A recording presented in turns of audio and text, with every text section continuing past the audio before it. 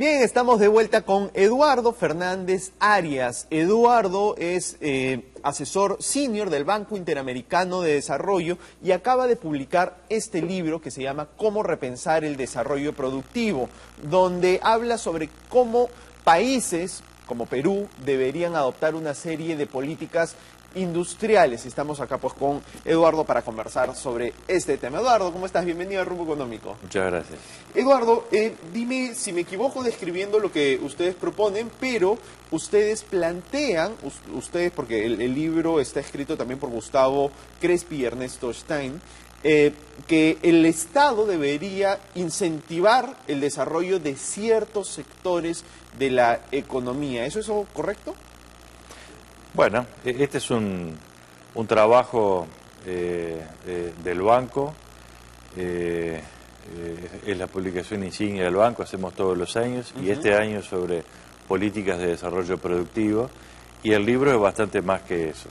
El libro trata de dar un método de cómo repensar todos estos temas de políticas activas de desarrollo productivo de un modo nuevo, sin repetir los problemas que sabemos que se vivieron en el pasado con las políticas industriales.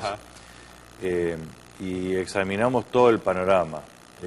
Un aspecto puede ser el seleccionar ciertos sectores que pueden tener valor estratégico en base a unas ciertas disciplinas que el libro establece. Ahora, es interesante preguntarse por qué cómo así esto se puede hacer de manera distinta del pasado, ¿no? Donde estas políticas de industrialización fueron muy generalizadas en Latinoamérica y de hecho en nuestro país fueron un fracaso rotundo, ¿no? Al final del día lo único que terminó siendo esto fue el Estado desperdiciando recursos de todos en apoyar industrias mercantilistas. ¿Por qué esto podría ser distinto ahora? Bueno, para empezar, en toda América Latina, no solamente en Perú, todo este periodo de las políticas industriales no tuvo realmente como objetivo ganar productividad o ganar competitividad internacional. Fue la protección por la protección misma y muchas veces con favoritismos y ciertamente en forma ineficiente. Pero otras regiones más exitosas, como Corea y demás, aplicaron algunos de los mismos instrumentos con muchos mejores resultados porque tuvieron un objetivo y una óptica distinta de decidir qué hacer y qué no hacer.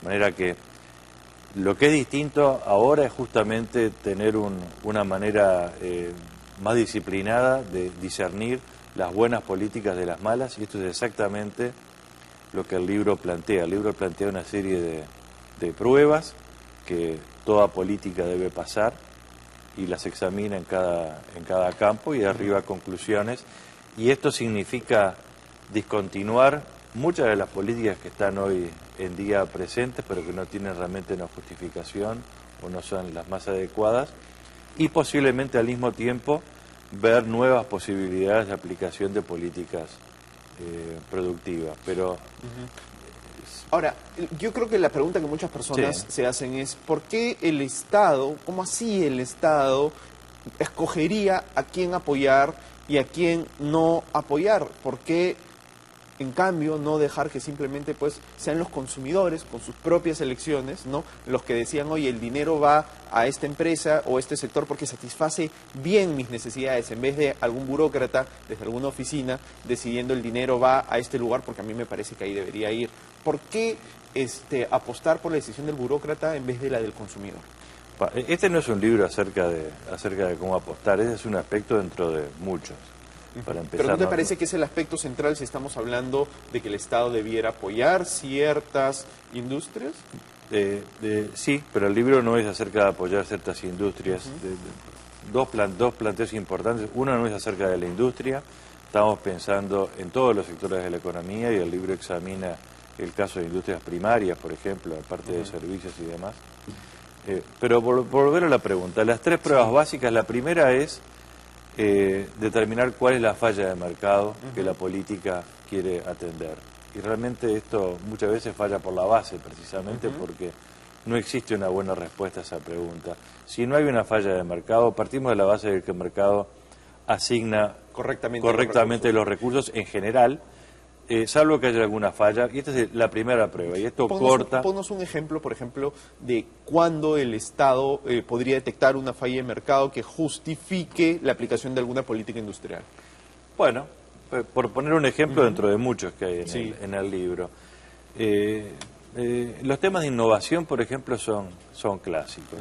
Innovación en un sentido amplio, pensar en un nuevo proceso o en adaptar nuevas tecnologías de punta, o en ver si el país puede ser competitivo en la producción de ciertos productos para exportar. Hay una empresa que puede dedicar a explorar esto, poner sus recursos en fin, para explorar, puede fracasar, pierde su plata, puede tener éxito, está muy bien, pero entonces van a venir otros que la van a copiar, digamos. Eso también está bien porque queremos que se difunda un nuevo conocimiento que es útil, pero evidentemente la empresa que va a explorar no tiene todos los incentivos a hacerlo porque buena parte del retorno que puede lograr se lo va a quedar ella. No se la va a quedar, exactamente. Es una falla de mercado, por ejemplo. Claro. O hay otras que tienen que ver con empresas y sectores que deberían invertir juntos en forma coordinada para producir algo, pero esto requiere justamente un agente que lo facilite. Ahora, si bien es cierto, como tú bien describes, que puedan haber estos problemas de mercado, uno se preguntaría, pero ¿cómo así la burocracia va a lograr obtener la información, ¿no?, que, por ejemplo, el privado no obtiene?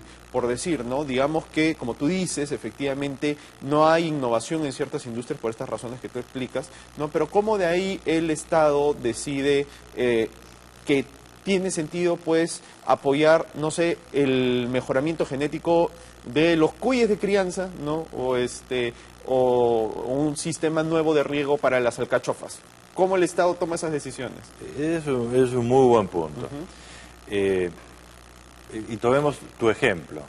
Ya no se trata del tema de la política de innovación, como yo la planteé, que se ve una política horizontal, y o sea, de paso allí no se trata de elegir ningún sector en particular, pero pensemos en lo que tú dices, que es para un sector un sector determinado.